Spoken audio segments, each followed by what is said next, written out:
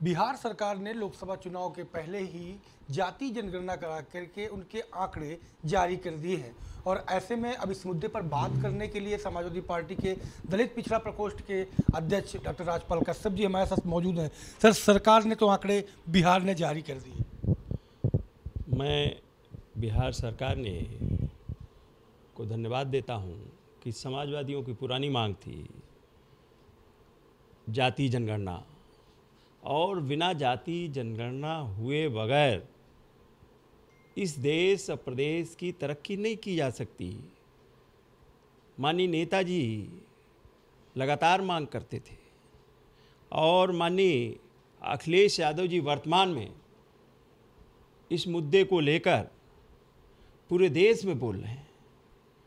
और उन्होंने भी कहा था कि हमारी सरकार आ जाएगी, 22 में ही कहा था कि हमारी सरकार उत्तर प्रदेश में आ जाएगी तो हम जाति जनगणना करा के आबादी के हिसाब से सबको हक अधिकार देने का काम करेंगे। जब आंकड़े ही नहीं पता होंगे, घर में पता ही ना हो कितने मेंबर हैं, तो घर में कितने लोगों को खाना बनेगा। व्यवस्था करने के लिए, घर में राशन पानी व्यवस्था करने के लिए तो संख्या पता होनी चाहिए ना। उसी तरीके से जाति जनगणना जब तक नहीं होगी, लोगों का सामाजिक आर्थिक स्थितियां नहीं पता होंगी कि कौन किसकी क्या स्थिति है, तब तक उनका विकास कैसे किया जा सकता है। और जो भी योजनाएं बनती हैं उनके लिए आंकड़े की ज़रूरत पड़ती है। और कौन सा आंकड़ा लिया जाता है जाति जनगणना का? 1931 का। बताइए वैज्ञानिक क्या हो सकता है? अब विज्ञान के युग में जब लोग चांद पे पहुंच गए हों तो हम 1931 के आंकड़े लेकर और उन आंकड़ों के आधार पे लोगों के लिए योजनाएं बना रहे हैं, तो कैसे विकास हो सकता है? और राम मनोहर लोहिया जी तो नारा दिया करते थे कि सन सोपा ने बांधी गात, पिछड़े पावे सो में साठ। तो अब जो मांग है हम लोगों की जाति जनगणना की, केंद्र सरकार को भी क्या दिक्कत ऐसी है? जब आप जीव जंतुओं की गणना करा रहे हैं और आप पेड़ पौधों की गणना करा रहे हैं, और अब तो इतना टेक्नोलॉजी आ गई है, सारी चीज़ें देखिए ना, बिहार ने प्रकाशित कर दिया ना।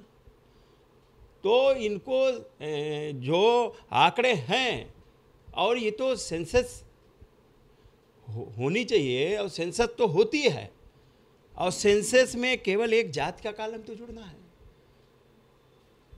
और 31 बिंदुओं पे जनगणना हो रही है, तो उनमें एक बिंदु तो जुड़ना है। यूपी में अब जाति जनगणना के मुद्दे को किस तरीके से आप बढ़ाएंगे, किस तरीके से सरकार पर दबाव बनाएंगे? देखिए, सरकार को जाति जनगणना तो कराना पड़ेगा, वरना गद्दी तो इनकी जा ही रही है। अब इनसे बहुत उम्मीद भी नहीं मुझे है, क्योंकि अब ये करेंगे भी क्या? अब इनके पास कुछ नहीं बचा। महिला आरक्षण बिल ले आए, तो क्या महिलाओं को आरक्षण दे पा रहे हैं?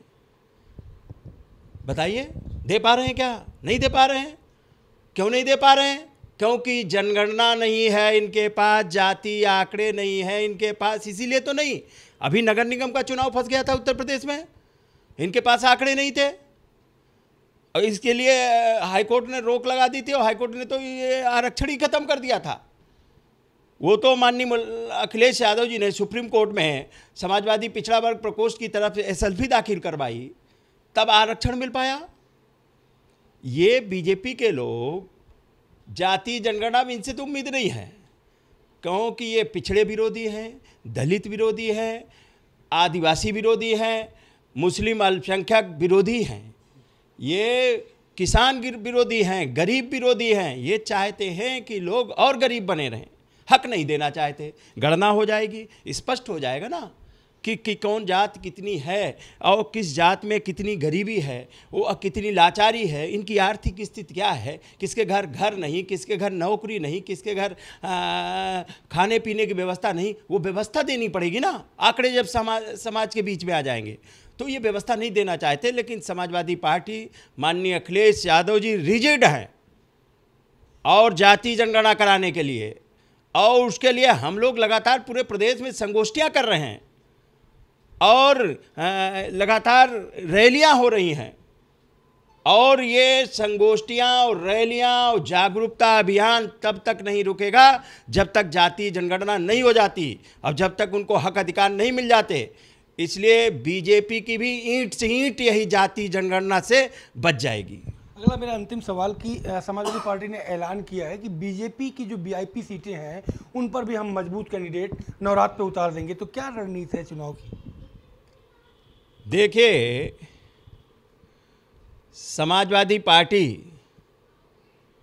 की तैयारी पूरी है और उत्तर प्रदेश और देश की जनता की भी तैयारी है बीजेपी को हटाने के लिए। और समाजवादी पार्टी के नेता कार्यकर्ताओं ने तो कमर बांध ही ली है।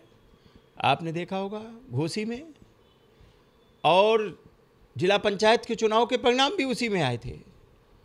पूर्व, पश्चिम, उत्तर, दक्षिण सारी जगह समाजवादी पार्टी जीती है। बीजेपी इसीलिए तो परेशान है। अब बीजेपी को कोई नहीं बचा सकता, क्योंकि बीजेपी के पाप का घड़ा भर चुका है, अब इसका फूट नहीं है। अब बीजेपी डूबता हुआ जहाज है, और जो जान बचा पाए बचा ले अपनी, नहीं तो बचेगा कोई नहीं। ये डूबेगा जहाज, और ऐसा डूबेगा कि कभी जहाज ये निकल नहीं पाएगा, क्योंकि इतना पाप किया है इन लोगों ने। इन्होंने गरीबों के साथ में, मजदूरों के साथ में खून चूसने का काम किया है। महंगाई बढ़ा के, बेरोजगारी बढ़ा के, सरकारी संस्थानों को बेच के, आरक्षण खत्म करके, दलित, पिछड़े, आदिवासी, अल्पसंख्यकों के हक अधिकार मार के, और महिलाओं का हक अधिकार, इन्हें तो महिलाओं तक को नहीं छोड़ा। उन्हें भी जुमला दे दिया कि आरक्षण देंगे, और सूची जारी कर रहे हो उसमें तक तो 33% आरक्षण नहीं है इनका। तो ये जुमलेबाजों की सरकार जाएगी, और ये समाजवादी पार्टी के नेतृत्व में दिल्ली में नई सरकार बनेगी, नया प्रधानमंत्री बनेगा, और उसमें हक अधिकार सभी लोग प्राप्त करेंगे, और जाति जनगणना भी होगी, और बाबा साहब का बनाया हुआ संविधान भी की रक्षा होगी, और जो आरक्षण की व्यवस्था है वो भी सुनिश्चित की जाएंगी, और बिकते हुए सरकारी संस्थानों पे भी रोक लगाई जाएगी। शुक्रिया हमसे बात करने के लिए। तो आपने सुना समाजवादी पार्टी के पिछड़ा प्रकोष्ठ के राष्ट्रीय अध्यक्ष डॉक्टर राजपाल कश्यप थे, जिनका साफ तौर पे कहना है कि बिहार की तर्ज पर यूपी नहीं पूरे देश में जाति जनगणना होनी चाहिए, और इसके लिए समाजवादी पार्टी जिले जिले संगोष्ठी और रैली लगातार करती रहेगी, और इनकी विदाई करके एक बार केंद्र में नई सरकार बनते ही जाति जनगणना का काम पूरा किया जाएगा। क्या पर्सन अमरीश के साथ संजय चौहान, भारत समाचार, लखनऊ।